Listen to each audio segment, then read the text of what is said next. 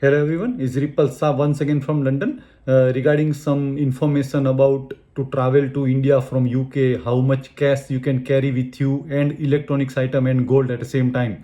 So start with the cash first. So I did find it out with the government rules of regulation, the UK government, Indian government, the airport authority, the airlines rules and regulation, the custom rules of the custom duty rules of Indian airport.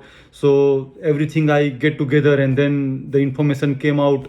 If you travel to India, you can carry per family $5,000 per family. Absolutely ये किसी को पता नहीं है, बहुत कम लोगों को पता है. लोग 500 और 1000-2000 पाउंड ले जाने में भी डरते हैं. तो if you are travelling outside UK, depend which country you are going. मैं ये जो वीडियो बना रहा हूँ वो यूके से इंडिया के लिए है.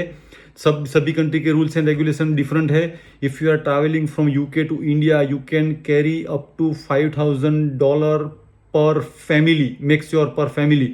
और जो डॉलर का जो रेट है, जो भी करंट रेट है, उसको डिवाइडेड करके आप पाउंड की वैल्यू निकाल सकते हो कि 4,500 पाउंड है या 4,400 पाउंड है. तो यू कैन कैरी पर family. There is, you don't have to declare, you don't have to pay custom duty or tax, anything, nothing on it.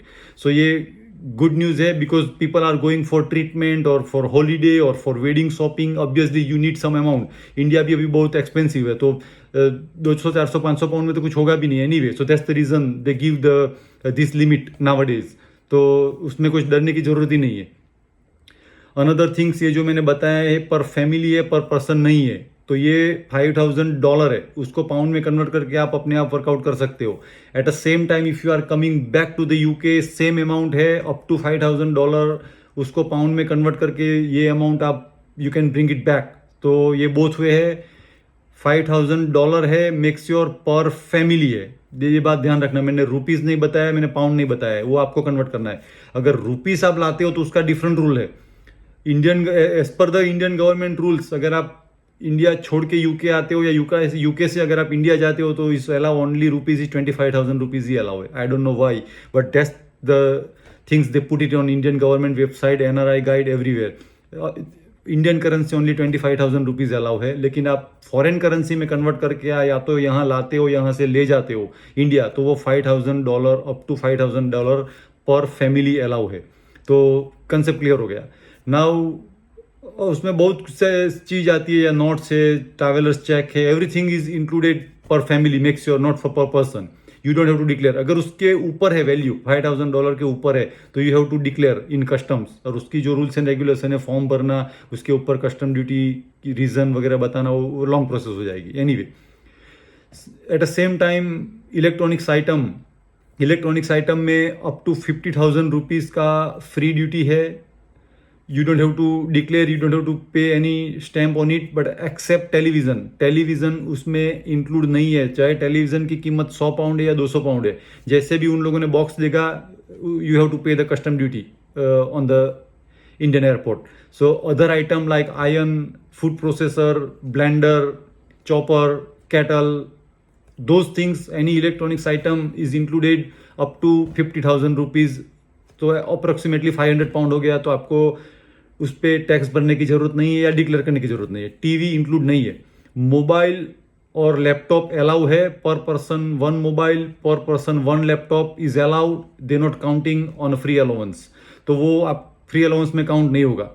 कई क्वेश्चन थे या आएंगे कि can we carry more than 1 mobile. Yes, sometime हम एक mobile में UK card होता है और एक मोबाइल में इंडियन सिम कार्ड होता है, तो they allow 2 mobile in some circumstances. अगर आपका मोबाइल पैक है, जो अनओपन है, तो वो चैलेंज कर सकते हैं सेकंड मोबाइल के. तो अनओपन है तो ले जाके बेचेगा, वहाँ पे पैसे बनाएगा. अगर आप दोनों मोबाइल ओपन है, वर्किंग कंडीशन है, सिम कार्ड है इनसाइड, तो दे मे अलाउ यू. बिकॉज आप बता सकते हो एक में इंडियन सिम कार्ड, एक में यूके सिम कार्ड है, या आप 2 पर्सन है तो 2 मोबाइल अलाउ है. एनीवे, पैक मोबाइल होगा, अनओपन होगा, तो उस पर चैलेंज हो सकता है कस्टम ड्यूटी का. बात का ध्यान रखना. बाकी के चीज़ों में कस्टम ड्यूटी नहीं है. Electronics item you can carry, there is no issue. TV allow नहीं है, उस पर आपको डिक्लेयर करना पड़ेगा, टैक्स भरना पड़ेगा, custom duty. About the gold जो आपने वेयर किया है, चेन, रिंग, लूज, जो भी मंगलसूत्र, जो भी आपने वेयर किया है, उस पर तो कोई प्रॉब्लम आएगा नहीं. जो पहना होगा उस पर वो तो कोई चैलेंज करेंगे नहीं जो आपने गोल्ड पहना है उसके ऊपर, लेकिन अगर आप गोल्ड का कॉइन या बिस्किट ले जाते हो तो वो इंक्लूड नहीं है फ्री अलाउंस में।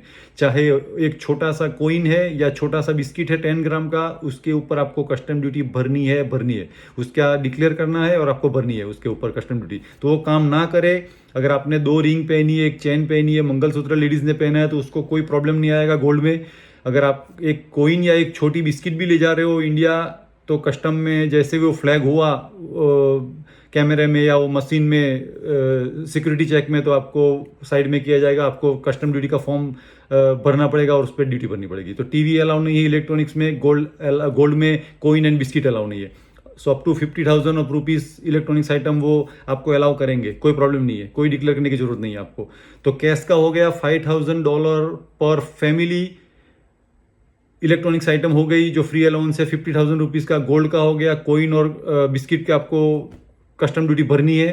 तो ये जो रूल्स एंड रेगुलेशन है वो मेरे खुद के नहीं है, मैंने पता किया है एनआरआई गाइड से, इंडियन एम्बेसी की वेबसाइट से, कस्टम ड्यूटी से, यूके गवर्नमेंट की वेबसाइट से कि कितने मनी आप आउटसाइड यूके ले जा सकते हो। तो gov.uk पे भी लिखा है, एनआरआई गाइड पे भी लिखा है, 3 या 4 एयरलाइन से भी मैंने पता किया है। तो उसमें कोई आपको चिंता करने की ज़रूरत ही नहीं है, ये सही इन्फॉर्मेशन मैं दे रहा हूँ आपको, कोई चिंता करने की ज़रूरत नहीं है। Come back to my last video, मैंने जो वो बताया था फ्रॉड का, बहुत से क्वेश्चन आए, बहुत से लोगों ने मुझे पूछा, जो लोग मुझे पहचानते हैं। I can not declare the name because I have to see my channel as well. I have to think about my channel as well because officially you cannot declare the name of the person or name of the website. Website तो doji नहीं है, website तो सही है, उसके ऊपर जो link आती है वो जो सेकंड और थर्ड पेज ओपन होता है वहाँ से गेम स्टार्ट होती है, तो वो डिफिकल्ट होता है। वो तो नाम भी चेंज कर देते हैं, वो जो फ्रॉड हुआ था उसने तो नाम भी चेंज कर दिया, अभी वो दूसरे नाम से वो लिंक आ गई, तो वो तो इट्स वेरी डिफिकल्ट कौन सही है कौन गलत है। Thank you so much to all my subscriber, up to now nearly 7,000 subscriber. जो लोग मुझे कमेंट करते हैं, that make me encourage to make some more video and more information.